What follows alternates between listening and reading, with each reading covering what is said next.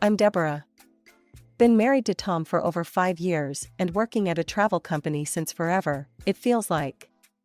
But my real dream? Running my own hotel. And not just any hotel, but a cozy spot for tourists at a ski resort that I had my eye on. One chilly Tuesday, as I was sipping my morning coffee and scrolling through ads, there it was, a sale listing for a property right where I wanted. Tom, I called out, my heart racing with excitement. He wandered into the kitchen, his hair all messed up from sleep. Check this out, I said, pushing my laptop across the table towards him. His eyes skimmed the screen, already frowning.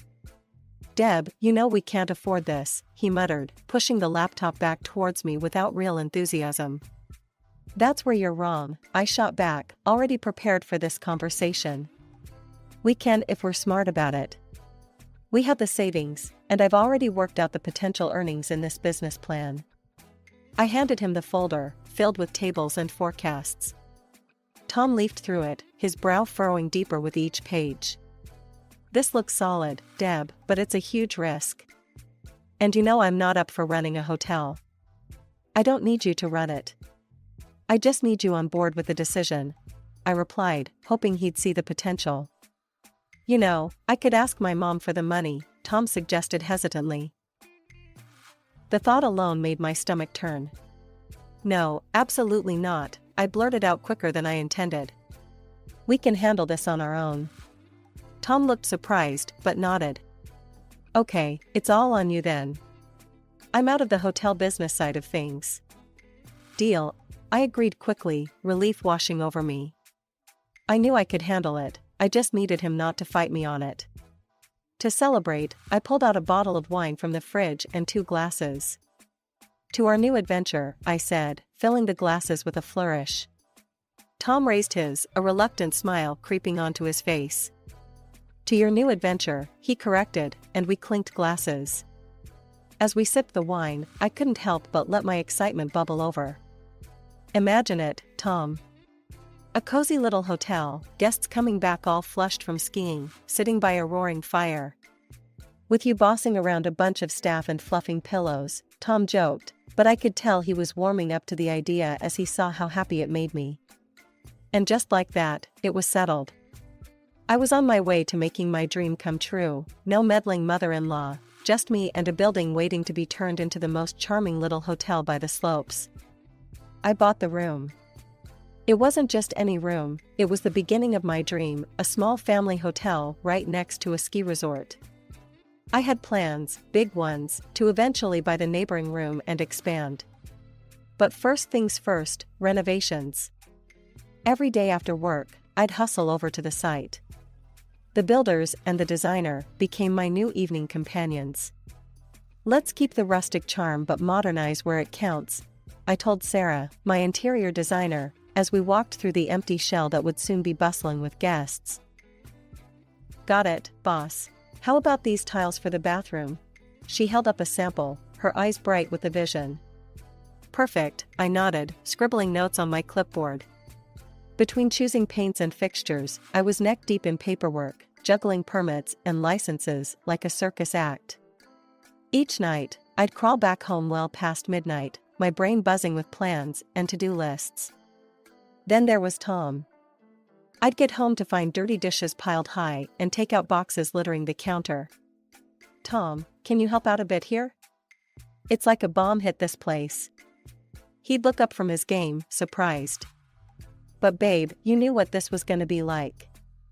I told you I'm hands-off with the hotel. It's not just the hotel, it's this mess too. I'm not asking you to swing a hammer, just maybe pick up a sponge? Tom would just shrug and turn back to his screen. That's your gig, Deb. I didn't sign up for this. Every part of me wanted to scream, but instead, I gritted my teeth and kept pushing. At the hotel, I didn't just oversee, I got my hands dirty too. Hauling trash, cleaning windows, you name it. The workers probably thought I was nuts, but I wasn't above any task that would bring us closer to opening day. Deb, you sure you don't want to leave that to us? Joe, one of the builders, asked as I lugged a bucket of soapy water across the lobby. No way, Joe. This is my baby. I want to make sure every corner is perfect, I said, wiping sweat from my brow. As the days rolled on, the place transformed. The 10 rooms took shape, each with its own cozy vibe, inviting and warm. The furniture arrived, and we filled each room with beds that you'd sink right into, plush sofas, and art that made you feel at home. When the staff came on board, I felt a mix of nerves and excitement. I trained them myself, sharing my vision and hoping they'd love this place as much as I did. All booked up for opening weekend, boss, Jenny, our new receptionist, beamed at me one evening. I couldn't help but smile back, my heart swelling with pride. Thanks, Jenny. It's all coming together, isn't it? Absolutely, people are buzzing about this place already. Walking through the completed hotel, I felt a sense of accomplishment that was hard to describe. The tired evenings, the endless decisions, the physical and mental marathon, it was all worth it. This hotel was mine, built on my terms, my sweat. In a few weeks, my dream would be fully alive, and despite the hurdles, I felt ready. I had built something from nothing, and now it was time to see it thrive. The eve of the grand opening was supposed to be about final touches and celebratory toasts. Instead, it turned into a battleground. My phone rang, and I knew from the caller ID that peace was about to be disturbed. It was Susan, my mother-in-law. Deborah, darling, I need you to book 4 rooms for me and my friends this weekend, Susan's voice rang out, sharp and expectant. My stomach nodded. Susan, that's impossible. We're fully booked. I told everyone how quickly the rooms filled up. The line crackled with her fury. Listen here, I will not be sidelined. If you don't make room for me, I'll make sure your hotel can't open at all. I clenched my teeth. That's not how this is going to work. I can't kick out guests who booked weeks in advance. She hung up with a huff, leaving me staring at my phone in disbelief. The next morning, as if on cue, a municipal commission showed up unannounced. A troop of clipboard-toting inspectors began their march through the hotel. They checked every nook and cranny, the kitchenette, the doors, even the parking lot dimensions. My heart sank as they wrote note after note, their expressions unreadable. By the afternoon, the head of the commission handed me a list of violations. Fix these by the opening, or face hefty fines, he warned before they all filed out, leaving a thick air of tension behind. Barely an hour later, Susan called again, her voice dripping with venomous pleasure. Heard you had some visitors today. Funny how things work out when you don't play nice. My grip tightened on the phone. What are you saying, Susan? Oh, come on, Deborah. You're smart. Figure it out. I have my ways and my connections. Give me those rooms, or things get worse. I was seething. I relayed the conversation to Tom, hoping for some semblance of support. Deb, just give her the rooms. It'll be easier for everyone, he said, his voice irritatingly calm. Easier for you, maybe. Not for me, not for our guests. I'm not doing it, Tom. I'm not letting her win like this. He didn't argue further, but his silence spoke volumes. I spent the night poring over the commission's notes, determined to fix everything on my own terms. I called contractors, adjusted schedules, and rerouted some of our opening budget to cover the unexpected fixes. Every action was a defiance, a declaration that I wouldn't be pushed around. As the contractors buzzed around, fixing each item on the list, I couldn't help but feel a twisted respect towards Susan's ruthless tactics. She knew how to play dirty, but I was learning fast how to clean up and stand firm. The sun hadn't even fully risen yet, and there I was at the hotel, double-checking every little detail. In just a week, we'd be opening the doors to the public, and everything had to be perfect. I was adjusting a crooked picture in one of the hallways when the front door slammed open. The echo was ominous enough to set my nerves on edge. I turned around and there they were, Susan marching in like she owned the place, with Tom trailing behind her, looking like he wished he were anywhere else. Deborah, show me to the rooms.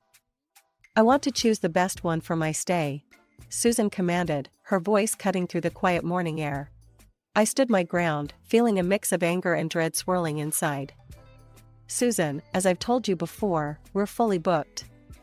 I can arrange something for another time, but not for the opening. Her face twisted into a scowl, and before I could react, her hand struck my cheek. The slap echoed off the walls, and a sharp sting radiated across my face. I stumbled back, hand to my cheek, shock overtaking me. Tom, my husband, the man who was supposed to have my back, just stood there, eyes averted. Tom! I cried out, my voice a mix of pain and disbelief. Susan was relentless.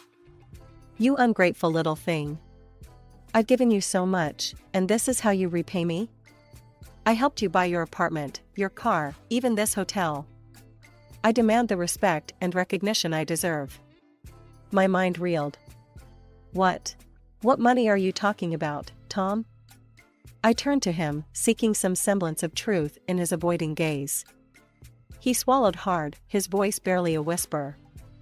Deb, I didn't have the money when we bought the apartment. I took it from Mom.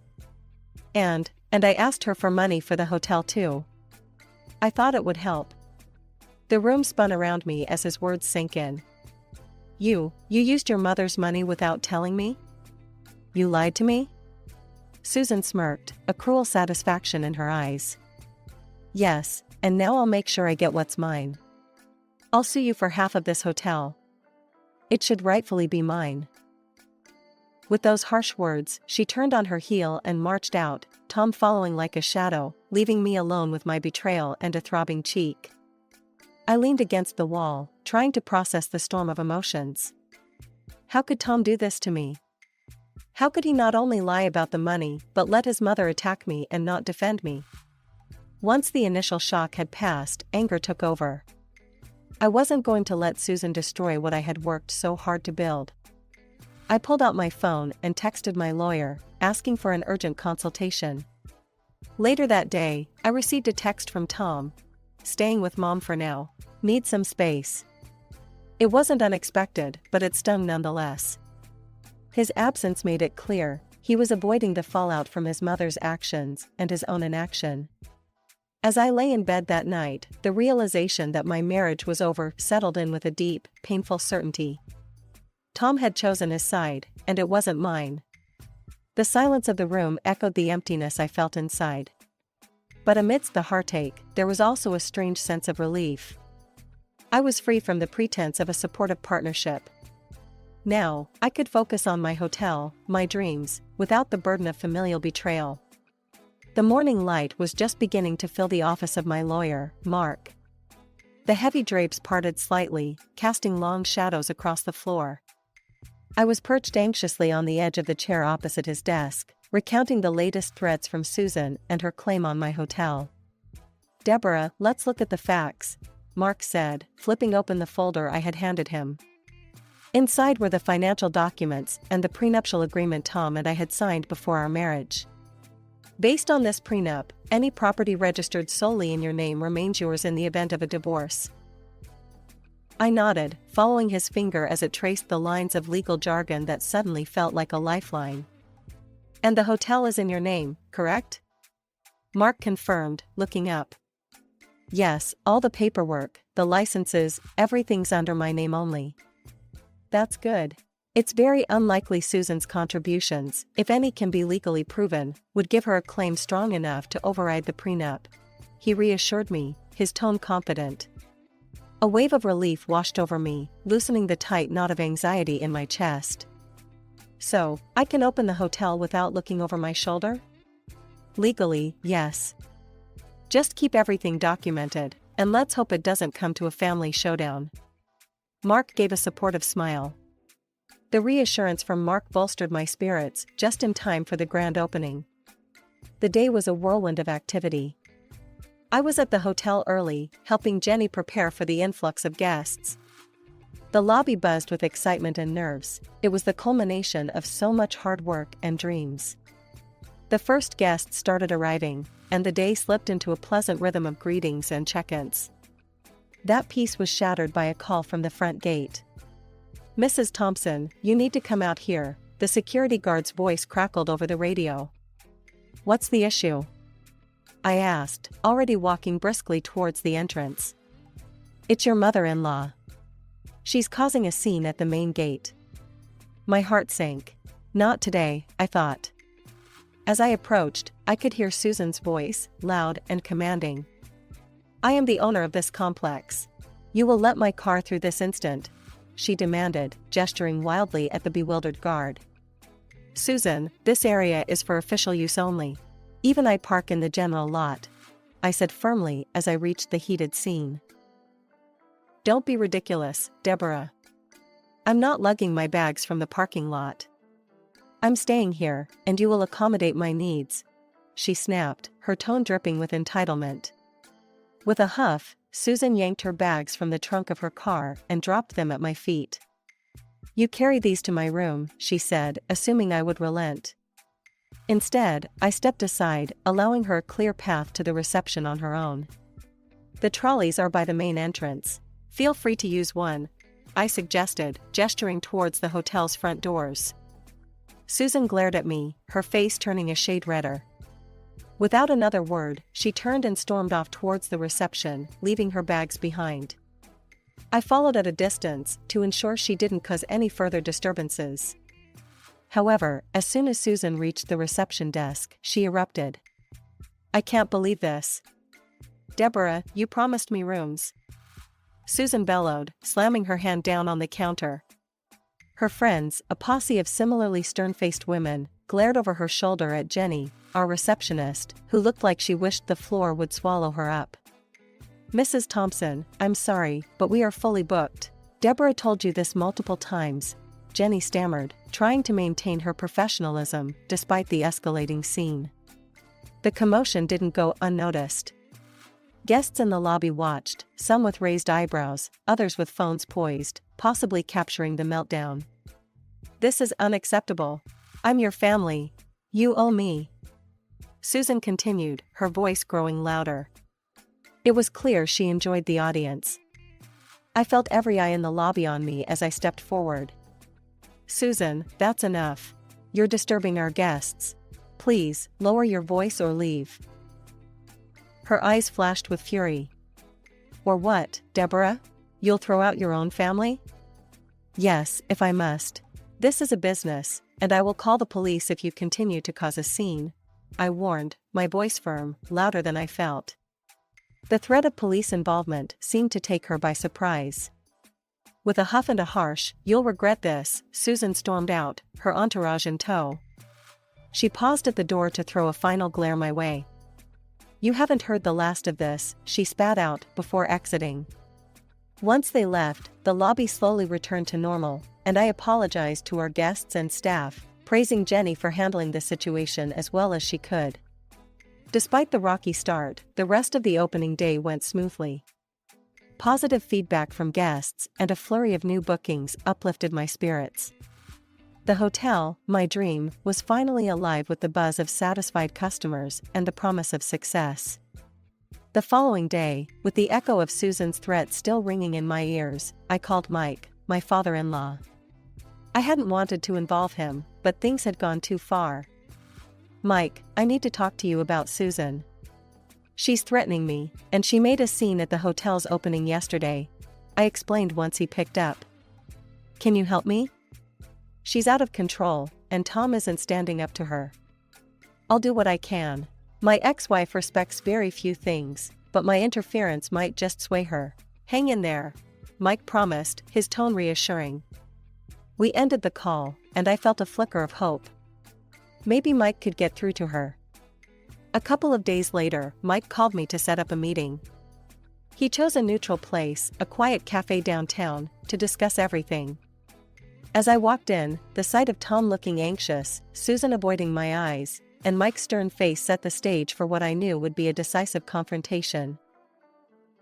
Thank you for coming, Deborah, Mike started, his voice firm as he nodded at me. Let's get straight to the point. Susan, unusually subdued with Mike present, just clasped her hands tightly in her lap, her face pale. First, Mike turned to Susan. I want this nonsense to stop. If you continue harassing Deborah, I'll cut off your allowance. Susan's eyes widened. But No buts, Mike cut her off sharply. It seems you've forgotten that you don't have any money of your own. It's all coming from me. I watched as Tom shifted uncomfortably in his chair, his mother's financial dependency clearly news to him. And Tom, Mike continued, turning towards him with a disappointed look. I found out you've been lying about being employed. You're out of a job, and you've been letting your mother take loans to support your lifestyle. Tom's face turned a shade paler. Dad, I was going to tell you. Mike sighed, rubbing the bridge of his nose. I will clear those debts. But you're going to work for me, and every penny you earn will go towards paying me back. We'll start with a formal agreement. Tom nodded meekly, overwhelmed but knowing better than to argue with his father in this state. Turning to me, Mike's expression softened. Deborah, I'm sorry for all this trouble. How are you holding up? I took a deep breath, gathering my thoughts. I'm managing, Mike. Thank you. But I think it's best if Tom and I go our separate ways. I plan to file for divorce. Tom looked at me, finally showing a hint of emotion. Deborah, It's decided, Tom, I interrupted, not needing to hear excuses or apologies anymore. We'll sell the apartment and split the proceeds. You can use your half to settle your debts with your dad. He swallowed hard, nodding in resignation. Okay, I understand. And just to be clear, I added, pulling out a copy of our prenuptial agreement from my bag. You have no claim on the hotel. It was never part of our joint assets. Tom took the document, scanning it before sighing deeply. I got it. I won't fight you on this. Mike nodded in approval. I'll make sure he adheres to this agreement. After finalizing my divorce from Tom, I found myself at a new beginning. The sale of our shared apartment injected a significant amount of cash into my account, money that I was more than ready to reinvest in my future. My hotel was thriving, and the opportunity to expand presented itself in the form of a neighboring building up for sale. I didn't hesitate. I'm telling you, this is the perfect spot for those family suites we talked about, I explained to my contractor over the phone, my eyes scanning the blueprints spread across my desk in the hotel's back office. Sure thing, Deb. We can start renovations as soon as you give the word, he replied, his voice crackling with static. As for my personal life, it had settled into a calm I hadn't felt in years. The divorce, while painful, was a clean break. Tom now worked for his father's company, and according to Mike, he was paying back every penny of his debt through his salary. Mike was strict with him, no more idle time spent on games and frivolous spending. Deb, I just want to make sure he learns something from all of this, Mike confided during one of our regular calls. He was the only link I still maintained with that side of the family. I hope he does, Mike. For his own sake, I replied, genuinely meaning it. Mike had always been good to me, and it felt right to keep that bridge intact. As for Susan, well, the last I heard, she'd managed to pay off some of her debts, but trouble never did seem to stray far from her door. A friend who knew her told me she was already sinking into new loans, always playing catch-up with her lavish lifestyle. Can you believe she started begging Mike again? My friend gossiped over coffee one afternoon. I can believe a lot of things about Susan, I chuckled, shaking my head. I'm just glad it's no longer my circus. Life at the hotel was bustling. The new building project was well underway, and the excitement of expanding, of creating something that was entirely mine, filled me with a sense of purpose I hadn't realized I'd been missing. Each decision, from the type of curtains to the layout of the kids' play area, felt like a piece of a dream I was piecing together, day by day. One late evening, as I was locking up, Mike dropped by unexpectedly. He glanced around the busy lobby with a smile.